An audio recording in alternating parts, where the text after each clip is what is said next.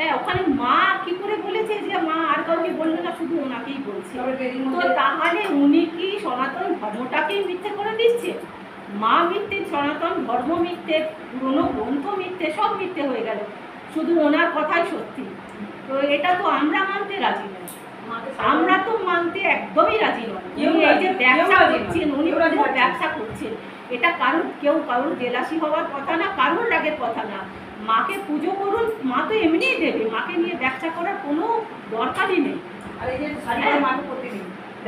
এই যে শাড়ি পরানোটাও যেটা উনি করেন, এটা তো খুবই অন্যায় করেন। উনি তো পাপে মরে যাবেন। উনি কি মা? আমাদের তো মা যারা চিট ফান্ডে জড়িত তারা কোনোদিন মা হতে পারে না, ঠিক আছে?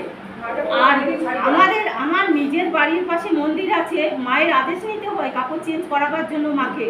মায়ের জানলা দরজা বন্ধ করে মাকে আলাদা কাপড় জড়িয়ে তারপরে মাকে কাপড় ছাড়াতে হয়। এগুলো আমরা ছোট থেকে দেখে আসছি। আর উনি কি করে মানে এইসব বাজে বকছেন, ভণ্ডামি করছেন, তো আমার তো প্রচণ্ড গা জ্বালা ওনার ওপরে, যে উনি কীভাবে। আমি শ্যামা মার এখান থেকে বলছি বলে শ্যামা মার কথা না, এটা আমার পার্সোনালি কথা, যে উনি এই অন্যায়গুলো করছেন কেন? এখানে যারা লাভ দিয়ে যাচ্ছেন তারা এই অন্যায়গুলো চোখে দেখতে পাচ্ছেন না? আপনারাও কি সনাতন ধর্মের বিরুদ্ধে মনে হচ্ছে? আপনারাও তাহলে মানে হিন্দু নয়, আপনারা হিন্দু নয়।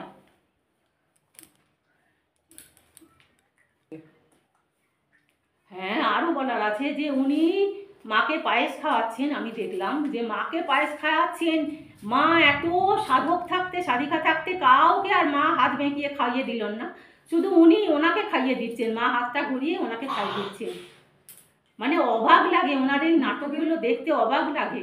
হ্যাঁ, মুখ থেকে বার করে খাওয়াচ্ছেন, তারপরে মালা দিচ্ছেন। কিভাবে দিচ্ছেন? একটা মানুষ, আপনাকে যদি ওরকমভাবে 50,000 দড়ি পরিয়ে দেওয়া হয়, আপনার গলায় লাগবে না? মঙ্গলা করা আপনাকে বলছি, আপনাকে যদি ওরকম দড়ি পরিয়ে দেওয়া হয় 50টা, আপনার গলায় লাগবে না?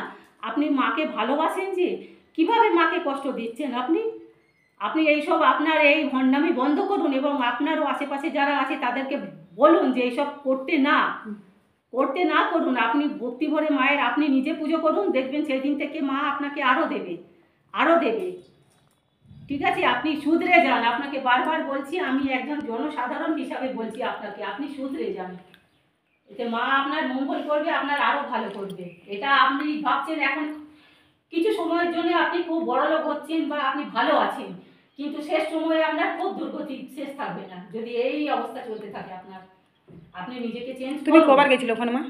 আমি 3বার গেছি, কিন্তু ওনার মানে আমার একবারও ওনার প্রতি কোনো ভক্তি নেই। ওনাকে মা কেন বলবো? উনি তো মা হওয়ার যোগ্যই না, মা যাকে দেখে মনে হবে, যার সাথে কথা বলে মনের কথা শেয়ার করা যাবে, কষ্টটা মেটানো যাবে, তাই না মা হবে। উনি কিসের মা? পা ধোয়া জল খাওয়াচ্ছেন, আলতা পড়া পা ধোয়া জল খাইয়ে দিলেন। হ্যাঁ, তারা বাইরের লোক এসে কিছু জানলো না বলে তাদেরকে খাইয়ে দিলেন। আপনি আপনার ভক্তদের খাওয়ান তো, এক থালা আলতা জল করে আপনার যে ওই 2জন গায়ে গায়ে আছে তাদেরকে খাওয়ান, আমি দেখি তারা কিরকম। তারা অনেক ভিডিও ছাড়ে, আমার তো সামনে পেলে মনে হয় ঠাস করে একখানা মারি, তাদের গালে ঠাস করে একখানা মারতে ইচ্ছা হয়। আরও একটা বোনও আরও 2টো বোন ছাড়ে আপনার এই কুকর্মগুলো নিয়ে, আরও 2টো বোন ভিডিও ছাড়ে, সেখানেও আপনার এই 2জন ডাকিনী যোগিনী 2জন কমেন্ট করে, বাজে কমেন্ট করে। আরে দেখতে ইচ্ছা হবে না? তুমি দেখবে না আমার ভিডিও? তুমি দেখবে না? তুমি বাজে কমেন্ট করতে যাবে কেন করবে বাজে কমেন্ট? তুমি এসে ঘুরে যাও, এখানের ভণ্ডামিটা কি সেটা দেখে যাও। তুমি ভণ্ডামিটা দেখে গিয়ে তারপর তো পর্দা ফাঁস করো। কিন্তু তোমার ভণ্ডামি তো এমনি আমরা ভিডিওতেও দেখতে পাচ্ছি, গিয়েও দেখছি কি হচ্ছে। সেই জন্যই তুমি শুধরে যাও, তোমার আশেপাশে চেলা চামুন্ডা সবাইকে বলো শুধরে যেতে। মা এখানে এসে মিরাক্কেল পেয়েছো তো? হ্যাঁ, পেয়েছি। আমি আশা করছি আবার আমি বারবার আসবো। আমি মায়ের কাছে, শিবশ্যামা মার কাছে আমি বারবার আসবো। আমার এখানে বসে যে শান্তি আমি পেয়েছি, আমি শ্যামা মা বাবার সাথে কথা বলে আমি যে শান্তি পেয়েছি, আমি অনেকটা মানে কি বলবো, মনে জোর পেলাম। আমি যে কাছে নিয়ে এসেছিলাম, আমি খুব শান্তি পেয়েছি। আমি আবার বারবার আসবো মায়ের কাছে।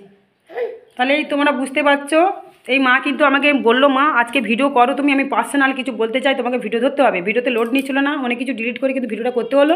আমার তো এমনিতে মোবাইলের সমস্যা। মা একটাই মোবাইল, তুমি ঠিক বলছো তো? তুলে নাও, হাত থেকে অনেক হয়ে গেছে, পড়ে যাচ্ছে। তো তোমরা বুঝতেই পারছো, এই বাবাকে নিয়ে গেছিলো অনেক সমস্যার জন্য। ঠিক আছে, 3বার উনি গেছেন। প্রথমবারে গিয়ে মাকে পুজো টুজো যা ওনার সামর্থ্য উনি দিয়ে এসছেন। তা এই বাবার শরীরটা তখন মোটাসোটা ছিল, দেখো আস্তে আস্তে যেন ওই ত্রিশূল ঠেকিয়েছে। আর যেহেতু ইনারা মাকে প্রতিষ্ঠা করে মানে কৃষ্ণকালী মা, সোনা মা এবং তার মাঝখানে মঙ্গলা মা আছেন, তাই তো।